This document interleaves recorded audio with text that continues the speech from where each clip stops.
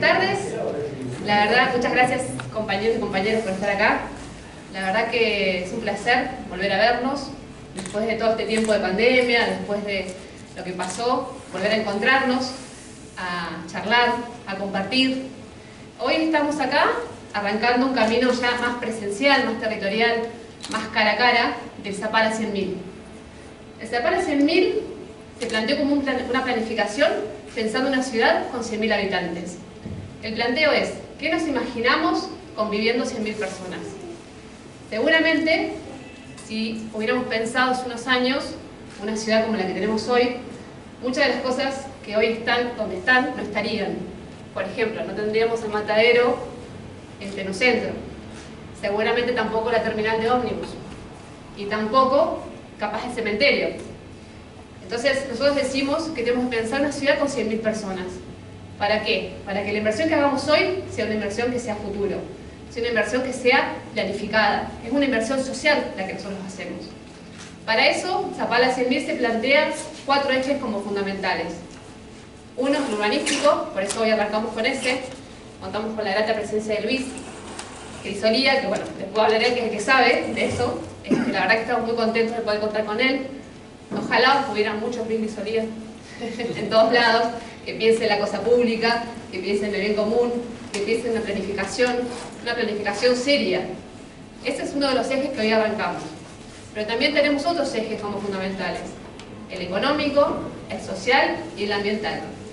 Nosotros creemos que con esos ejes, toda decisión que tomemos, sí o sí toca ese tipo de cuestiones.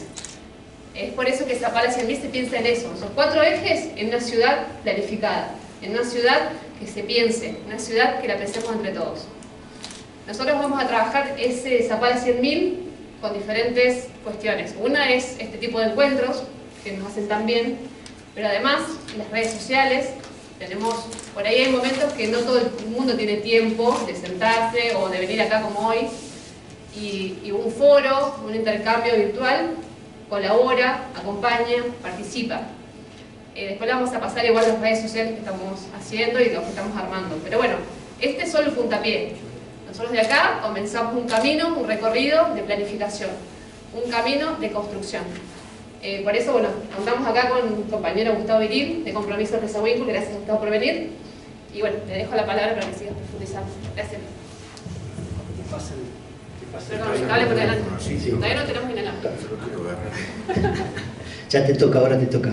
Bueno, buenas tardes a todos. Primero, en términos políticos, agradecer Gastón, Eduardo, Patricia, Sergio, la compañera Teresa, los compañeros del PJ que están presentes, por nombrar algunos, para no hacer todos, pero la idea del espacio de articulación, gracias al arquitecto Urrea por venirse desde Neuquén para estar con nosotros aquí. Gracias a todos los presentes.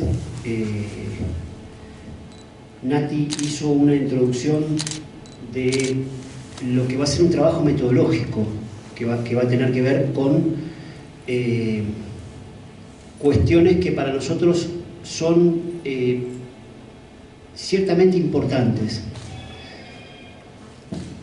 La verdad que nos toca un mundo que está plagado de complejidades, ¿no? Si hay algo que distingue nuestra época, es la complejidad de la realidad, digamos, ¿no? Esa complejidad nos pone permanentemente y ya lo digo en términos generales, mundiales, del ser humano, digamos, nos pone en permanente tensión de crisis económica, en tensión ambiental, en tensión entre los actores del mundo de la economía. Esa complejidad con la cual la verdad que es difícil superarla, hay que aprender ni siquiera administrarla a veces, hay que aprender a gestionar arriba de la complejidad, ¿no? Es como aprender a caminar arriba de un pantano prácticamente. Antes teníamos, hasta en términos políticos, dos marcas importantísimas en el país, que el radicalismo y el peronismo eran dos identidades fortísimas. y entidades que realmente en un montón de aspectos se van como fragmentando. También la realidad política complejiza la vida y las posibilidades de gestión y las posibilidades de análisis. Nosotros no solamente necesitamos entender esa complejidad y esa fragmentación en términos políticos para, como dicen los chicos con las computadoras, intentar desfragmentar, digamos, ver cómo hacemos para ir unificando, sino que nos encontramos con realidades, como nos pasa en la provincia de Neuquén, realidades que nos marcan, en el marco de esas fragilidades y de esas complejidades, un conjunto de debilidades. Dos, se las chupo a análisis de Luis Grisolía. Un escenario, dice Luis, un escenario geoterritorial con dos debilidades muy fuertes. La debilidad de depender del petróleo y del sistema de los hidrocarburos permanentemente, y una debilidad institucional en la provincia de Neuquén que hace que la realidad económica de la provincia de Neuquén no se condiga con la institucionalidad que construyó la provincia de Neuquén después de 1957. ¿Alguien sabe para qué sirven los departamentos de la provincia de Neuquén? No se sabe. ¿Alguien sabe para qué ha servido el proceso del petróleo? Sí, para generar una fortaleza por un lado en términos de ingresos económicos, pero una debilidad tremenda porque se ha dejado de lado todo el desarrollo del interior de la provincia pensando solamente en el desarrollo de Vaca Muerta, que además de la complejidad que significa depender de un producto que tiene precios internacionales, la debilidad en términos ambientales que nos deja todos los días a la provincia de Neuquén.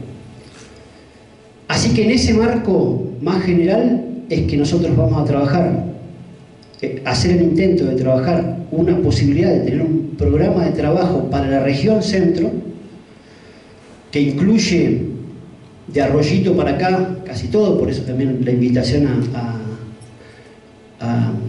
a Gustavo a que esté presente con nosotros, una de las personas que lidera el espacio de compromiso en la provincia,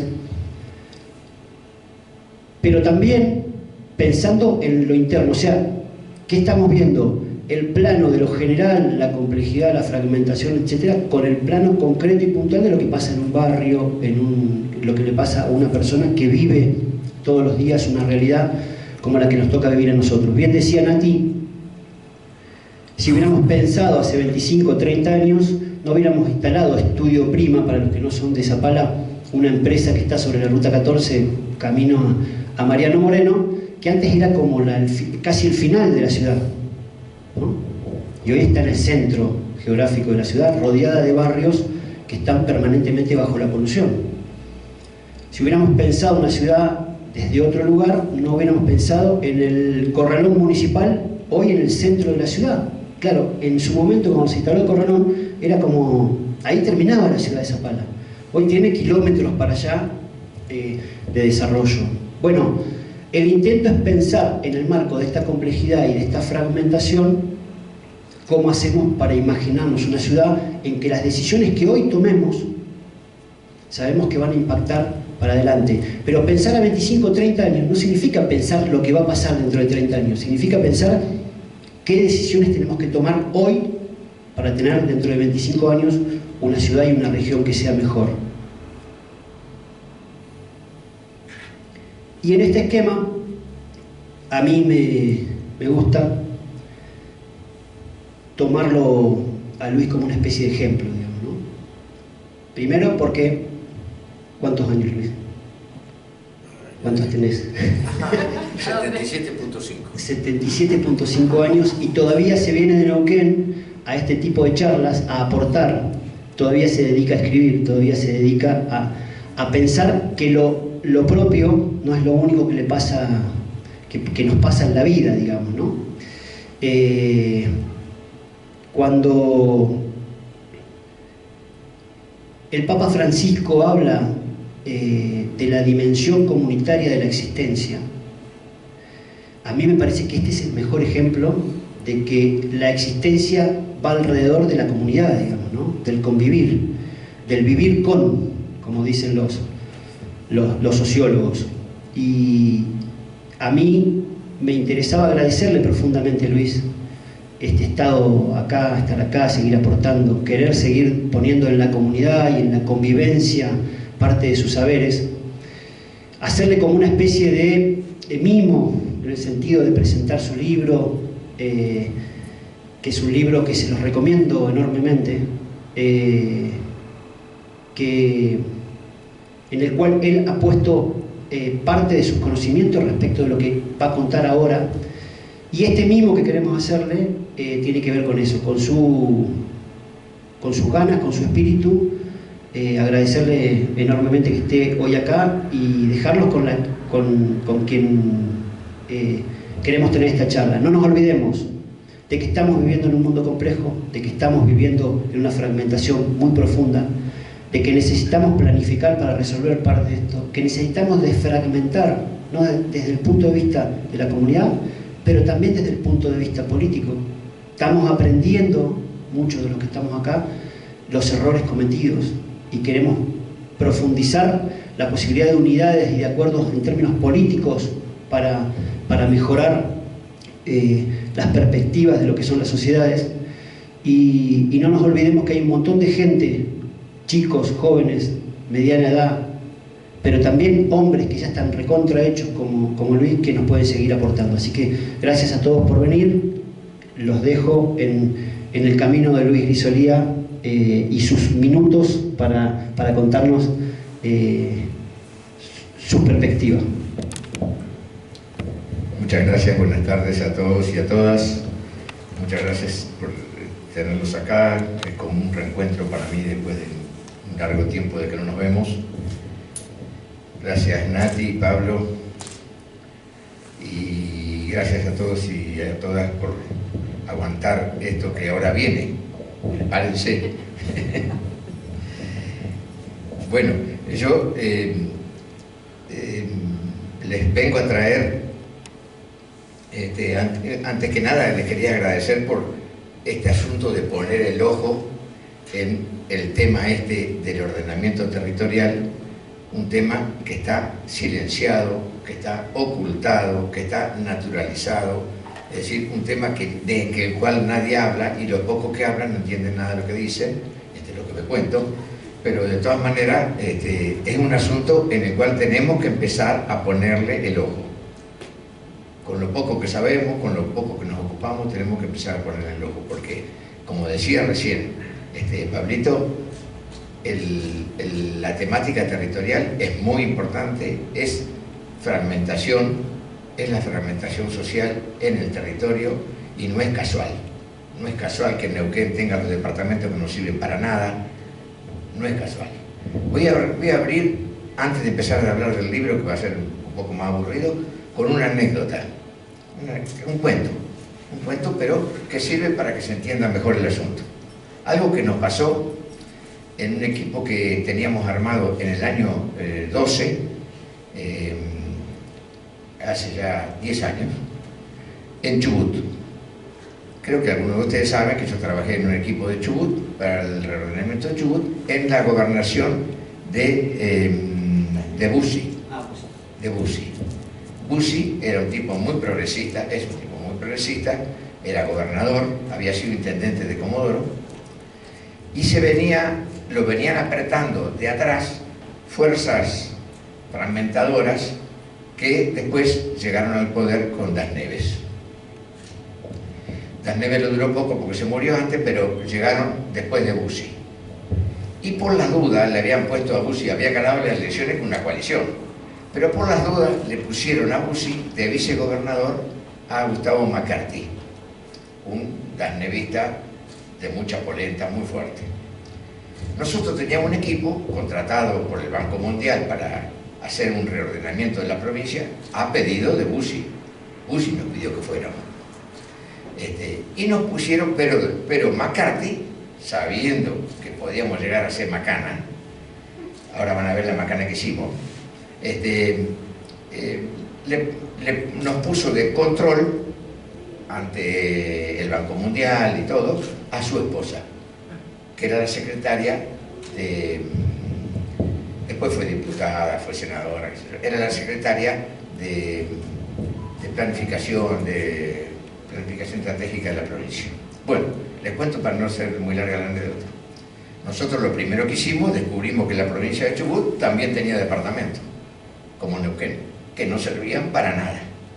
Los intendentes eran todos personajes sueltos en esa gran sopa, como lunares, como fideos sueltos en una sopa, en un caldo gigante, que venían uno por uno a hablar con el gobernador, bueno o malo, en este caso Bussi era progresista, pero con Danebe igual, venían a pedirle por el Banco para la Plaza, por qué sé yo, una banderita, un pedazo de pavimento suelto, pero nunca como comarca, nunca unido. Y a nosotros se nos ocurrió plantear las comarcas, y planteamos 4 comarcas. Acá les traje un papel que se los dejo para que lo vean.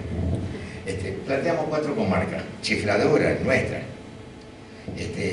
Planteamos una comarca andina en la vinculación de lo que sería Trelew y toda esa zona con Bariloche, esa zona, que es muy integrada, casi biprovincial la zona.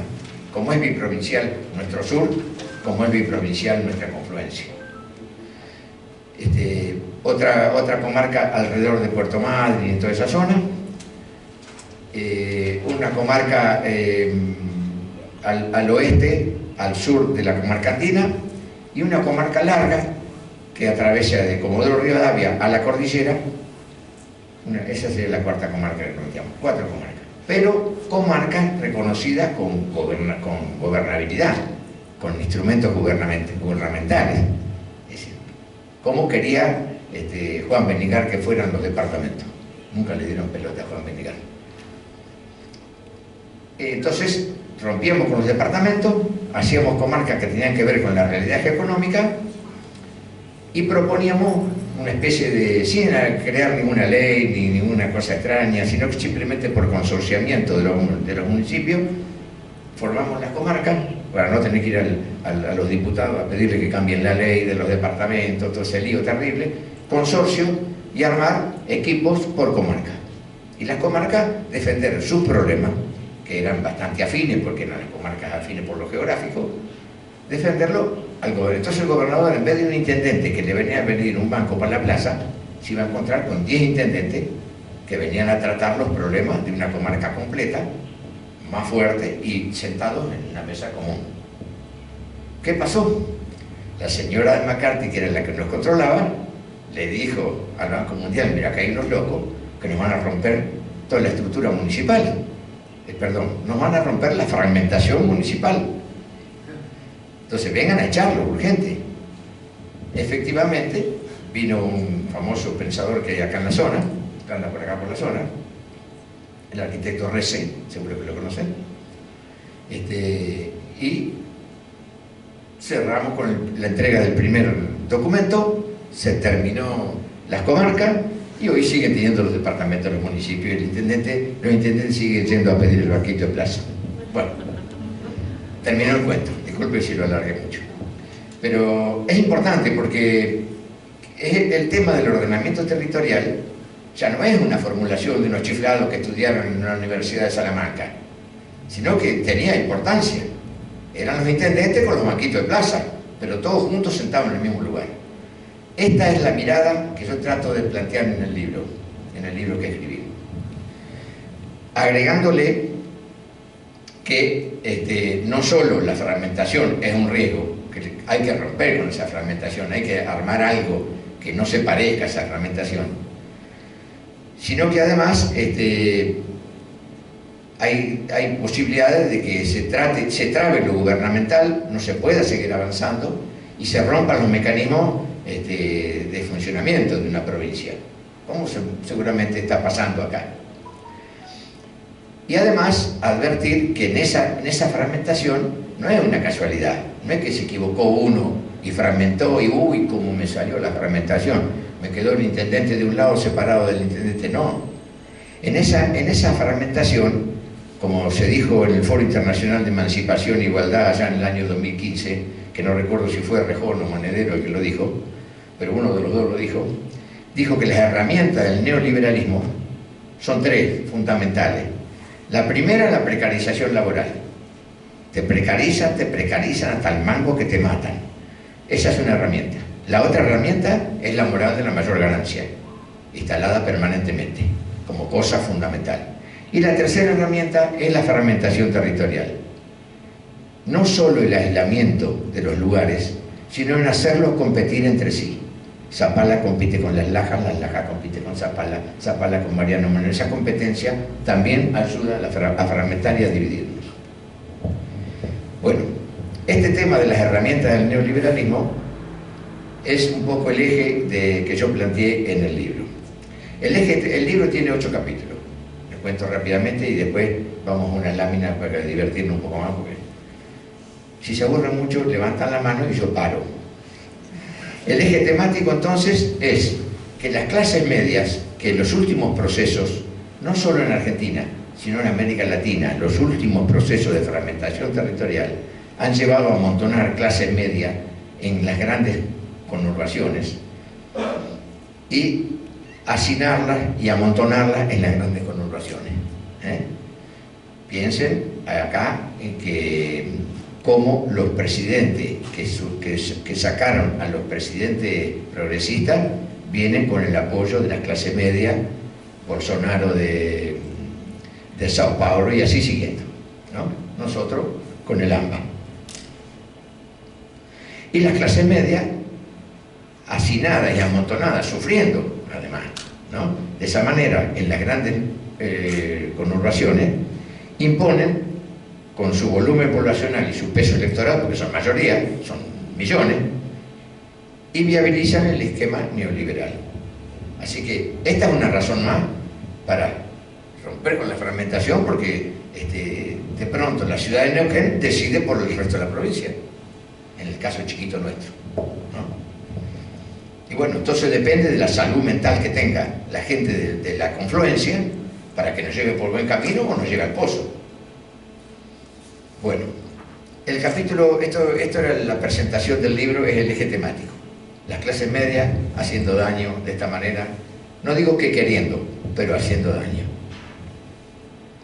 El primer capítulo es metropolización continental. Aquí estudio 3 procesos de ordenamiento territorial que sirven de ejemplo.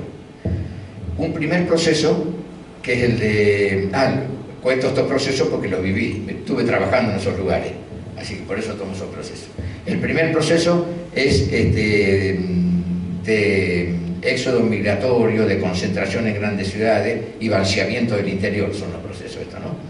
El primer proceso es en San Salvador, en El Salvador, la ciudad de Salvador, que después de la guerra, lo cuento rápidamente, después de la guerra la gente rajó del campo, porque lo bombardearon, lo destruyeron, y se instalaron en la ciudad de San Salvador, amontonado, y empezaron a transformarse en una clase media allí, que decide los destinos de un país que es rural, que es cafetero, que es triguero, en fin.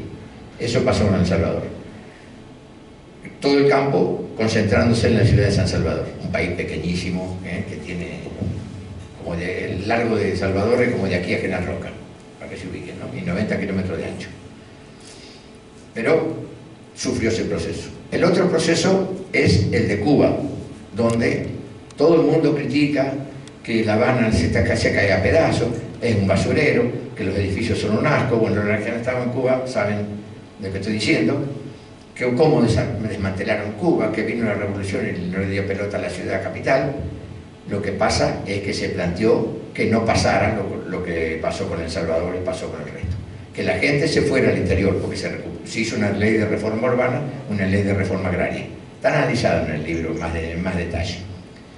Y para ocupar los lugares recuperados en el campo, había que sacar a la gente de la ciudad que estaba transformada. La Habana era un prostíbulo y un casino para los yanquis de Miami, ¿no? Era eso la ciudad. La desmantelaron, fue un proceso inverso del Salvador. Desmantelar la capital e ir hacia el territorio. Es un proceso de desconcentración. Y el tercer caso que analizo es el de Buenos Aires, el AMBA, en Argentina. Luego me meto en el capítulo 2, en la pequeña burguesía urbana y el neoliberalismo dentro del AMBA.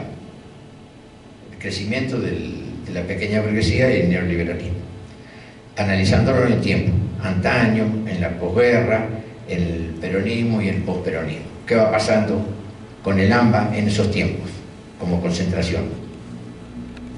Inclusive en el capítulo 3 le pego un tema que está muy vinculado al AMBA, que es la alienación, pero por el ocio. Es decir, el AMBA forma un aparato junto con Mar del Plata y ahora con Punta del Este. Punta del Este, después que el peronismo vino y se instaló en Mar del Plata y permitió que llegaran los pobres a Mar del Plata, se fueron todos los ricos a Punta del Este porque era un asco andar entre los negros ahí. Entonces, eso quedó Buenos Aires, el AMBA, Punta del Este, Mar del Plata. Un triángulo donde se comercializa el ocio y se fragmenta la sociedad. Eso es el capítulo 3. En el capítulo 4 analizo las conurbaciones imitativas provinciales. Este mismo proceso, el proceso del AMBA, cómo se da en el resto, en Córdoba, en Mendoza, en Neuquén, en el resto de la provincia. Lo mismo que pasa. Y cierro en el capítulo 4, concentro en el área confluencia, ¿no? Con detalle y con algunos estudios más específicos. En el capítulo 5 analizo el populismo conflictivo. Estas clases medias concentradas en las ciudades dependen de las subidas y bajadas del populismo, de cómo los va alimentando, cómo los va fragmentando, si los saca, si los pone. En el capítulo 6, el retorno neoliberal y los territorios, el tema de las áreas ganadoras y perdedoras, y cierro en el capítulo 6 con el caso Neuquén, en particular. Siempre con esta óptica de la concentración de gente, El libro maneja por ese lado. Y cómo hay áreas que van perdiendo, áreas que van ganando. No es solo concentrar, sino es fundir a los otros. Y después en el capítulo 7, ¿cómo seguimos? Miradas y recomendaciones, una agenda de posibilidades y salidas. Y en el capítulo 8 le agrego, me agarró la pandemia en el capítulo 8, el libro salió en junio del año pasado, pero ya le había agarrado la pandemia al libro. Así que la confrontación entre el bienestar colectivo y los intereses particulares, que se muestran bien claros en la pandemia, la afectación de la territorialidad, en la confluencia se notó bastante dramáticamente lo que pasaba en la pandemia, como los servicios de salud de una provincia y de la otra, a pesar que estaban a 5 kilómetros de distancia, eran diferentes, atendían diferentes las cuestiones, se separaban, se informaba distinto, bueno. Esa fragmentación seguía dentro de los aparatos institucionales. Y finalmente cierro con nuevas oportunidades, utopías y escenarios socioeconómicos posibles. Yo les comento que hoy más que nunca la política sigue siendo la mejor herramienta de emancipación para construir una sociedad más justa e inclusiva. Y es la política la que puede mirar con otros ojos esta cuestión que insisto, es fundamental, la de la fragmentación territorial, es la del divide y reinarás, en el que estamos todos metidos sin darnos cuenta. ¿Cómo vamos de tiempo? 15 minutos tardé, una flecha. ¿Entendieron algo o no entendieron nada? Les tomo a la salida, le vamos a tomar un cuestionario escrito